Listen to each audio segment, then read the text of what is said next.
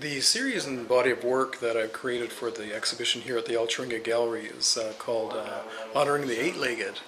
And it's been part of a journey.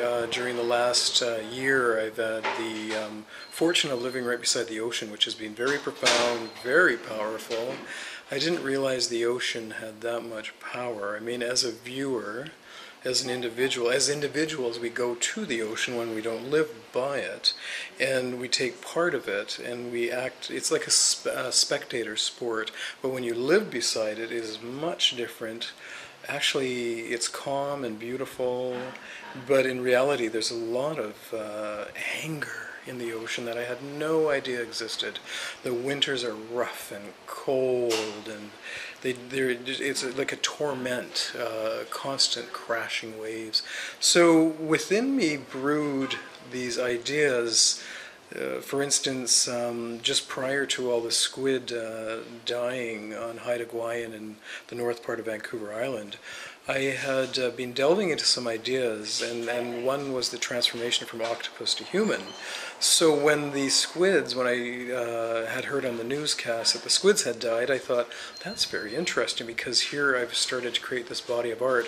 So I continue to do so. And same with the spiders. I mean, when you're living by the ocean, being part of nature rather than, I think as humans we tend to think we can control nature, and we try very hard to stamp out, get rid of, but you know, the tenacity of the animal and two-legged and four-legged and eight-legged spirit of these creatures and animals, they're very strong. And so in that resilience, I have discovered that as humanity, as a First Nations person, is we need to respect all forms in every aspect. So for me, that was the essence of the spider, and the spider came into the work because one day I was power walking and this huge spider was there and had a great big red body with eight gorgeous orange legs, and I thought, wow. I did a bit of research and only saw a photo on the net and nothing more. And I discovered that, you know, we just take it for granted what is around us, and we get squeamish when a bug appears in our house. When we find something crawling on our body, we get all, oh, you know. So in reality, these creatures do exist, and we try to control them and tame them, try to eradicate them, respect them. So I guess the bottom line is all about respect. And in the transformation, which is one of my favorite themes that I like to work in within my art, is transforming these eight-legged creatures into people that I know, people that I respect, admire.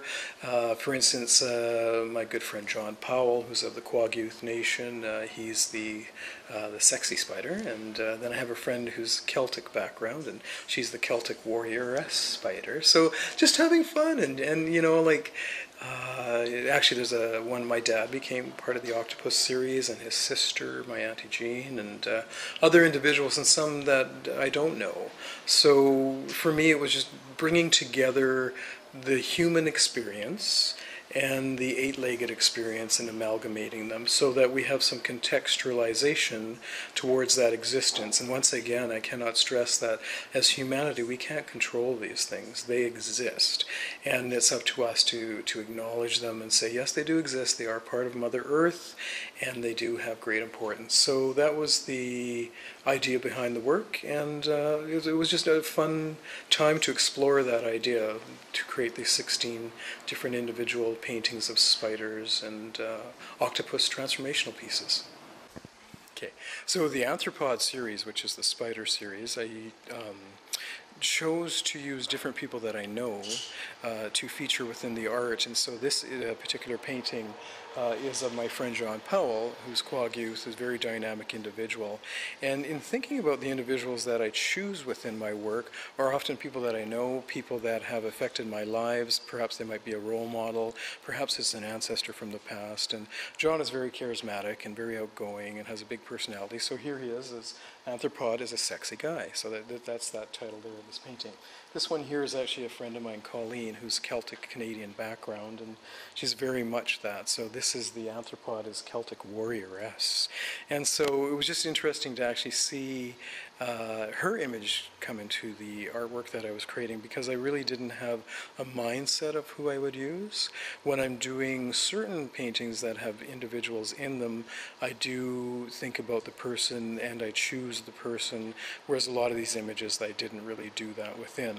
So for instance, here I don't know who this young girl is. So this is anthropod as a young girl, and this individual here I have no idea, but I love that expression on this guy's face, and I love the patterning on his body. You know, it's sort of like this argyle, and sort of makes it very very now. Different symbols of the medicine wheel, the cross, the house, the home, and you find the bird, you know, birds in relationship with spiders and flowers and nature and elements within nature. So everything that is around them in their lives are spiders nocturnal. I mean, things you have to begin to question. What do we know about spiders? What do we know about octopus? For me, I know very little. I mean, other than a lot of people have great fear of these beings, spiders especially. A lot of people have phobias. So when we move over here to the octopus series and the smaller body of work, this is our late father, James Price. And I'm biracial, so my mother was Plains Cree and my father's Caucasian Celtic background, so I'm half Celtic, half First Nations. And so, you know, it was just neat. It doesn't really look like him, but it is his essence. And for me, that always is a lot of fun to portray the individual, but I never really try to make them look exactly like they do, because I think it's more their spirit or how they come across. And so there, he was quite a dapper, handsome individual. He served in the war. His profession, he was a cook. That's how he made his living. And the woman above is a Salish First Nations individual. And it's more from my imagination. And same with here is a Cree young woman. I don't know who that is. We've been drawing portraits for so many years that they just ultimately come to me and often through me. And that's a really good friend of mine, John Holt, about having fun, honoring friends, taking something that really isn't that serious. I mean, a lot of times my work is very social and politically oriented, and this work is talking about nature. Nature as a natural element that is around us. The thing that in the teachings, the medicine wheel in the First Nations belief is to be one with nature and to be part of nature and to respect nature and to respect Mother Earth. We're only borrowing this time that we have on this planet, so do the best that we can within it. And especially when you think about the things that are going on the planet, I mean, with oil spills and different devastations, disasters, and really being in tune with what's out there. And what do? We are the caretakers of our Mother Earth. We've given a great responsibility, and a lot of people seem to forget that, try to control our Mother Earth. So, very interesting. I mean, some images come to you for a different reason. I think it's always fascinating. When I'm in Vancouver on Main Street, there's one of my coffee shops that I like to spend time at.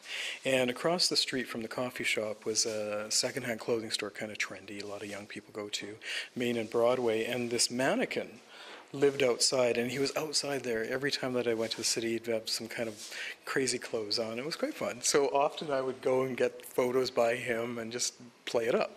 So this is probably the fourth painting that I've actually used this mannequin in and transformed him into an octopus. But what happened was there was a fire on Main Street in Vancouver, and 3 buildings burnt, and his store that he stood outside of has been burnt down, so I presume he's no longer on the earth plane. So this is actually an homage piece to this mannequin that I had this connection to, that I photographed and used in my art. So jumping over from the octopus to the spider paintings, here's an image actually of he would be my great-great-grandfather's first cousin, Alexis, and so transforming into a spider. And I think the vibrant, rich colors. So with these spider images, the reds, they're more dramatic, but using the purples and blues in the octopus series, I didn't want them all to be the same color palette. So for me, color is very pure. It comes from a very spiritual, organic place. So to me, that was exciting to showcase them in these colors that I chose.